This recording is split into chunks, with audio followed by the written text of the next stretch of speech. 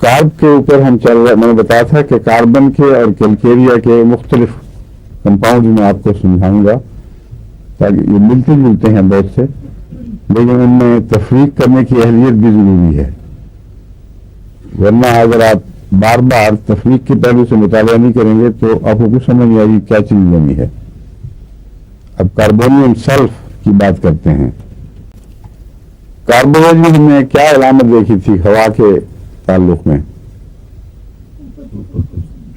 نہیں، اندر کی ہوا میں بات کیے گا۔ ایسا مریض ٹھنڈا ہوتا ہے یا گرم ہوتا ہے؟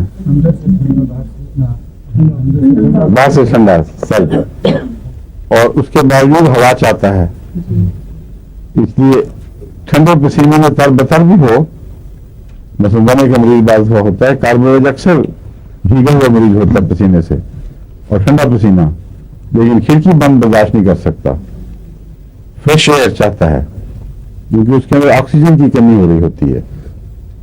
آکسیجن کی کمی تو غالباً سب مریضوں کو محسوس ہوتی ہوگی، لیکن کاربن کا مریض اپنی آکسیجن کاربوہائیڈریٹ کا آکسیجن کی کمی کو اس طرح ظاہر کرتا ہے کہ اس کو کھلی ہوا چاہیے۔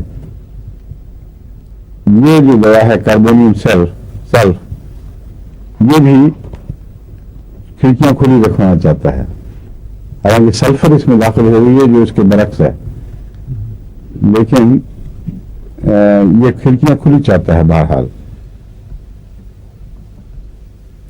لیکن ہوا برداشت نہیں کر سکتا۔ اور ایک فرق ہے، ڈرافٹ بالکل برداشت نہیں ہے۔ Weakness and suffocation from ascending stairs, یہ بہت دواؤں میں ہے، اس لیے کوئی خاص علامت نہیں ہے۔ کاربوریج میں بھی ہے اور بہت سی آرسنک، کوکا، کیلکیریا کاپ، سب میں یہ علامت پائی جاتی ہے کہ سینے چڑھتے وقت خاص طور پر بوجھ پڑتا ہے۔ اگر یہ بوجھ اسٹرنم کے اوپر منتقل ہو، زیادہ وہاں محسوس ہو، تو پھر چیک کروانا چاہیے کہ یہ پری انجائنل سمٹم بھی ہو سکتی ہیں۔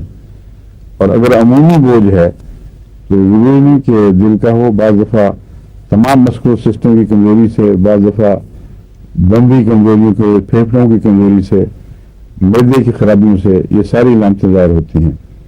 اس لیے یہ ایک تفریق کرنے والی کوئی علامت نہیں ہے، لیکن اس میں تفریق کرنے والی اگر علامت یہ ہے، ایک زائد بات کہ نہانے سے تمام سمٹم خراب ہو جاتی ہیں اس کی، کاربونیم سلف کی۔ بعض لوگ نہانے سے فریش محسوس کرتے ہیں، بعض بیمار بھی ہوں، تھکے ہوں، تو کہتے ہیں گرم پانی کو غسل لے لیں تو کچھ ریلیف ہو گیا۔ یہاں گرم سلف کی بحث نہیں ہے، نہانے سے اس کو تکلیف بڑھ جاتی ہے۔ یہ کیوں ہے؟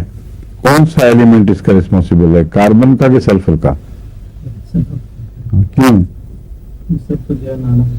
ہاں یہ ٹھیک ہے، سلفر کے مزاج میں یہ بات ہے کہ نہانے سے ایورشن، اور اس کی یہ نہیں دیکھتے کہ نہانے کے بعد طبیعت خراب، ضرور طبیعت خراب ہوتی ہے، لیکن نہانے سے ایورشن پائی جاتی ہے، اور اس کمبینیشن میں آ کے ایورشن نہیں آتی لیکن نہانے کے بعد تکلیف بڑھتی ہے۔ تو یہ باریک باریک فرق ذہن میں رہنے چاہیے، دونوں کا نہانے سے تعلق ہے، لیکن دونوں کے اثرات الگ الگ طریق پہ ظاہر ہو رہے ہیں۔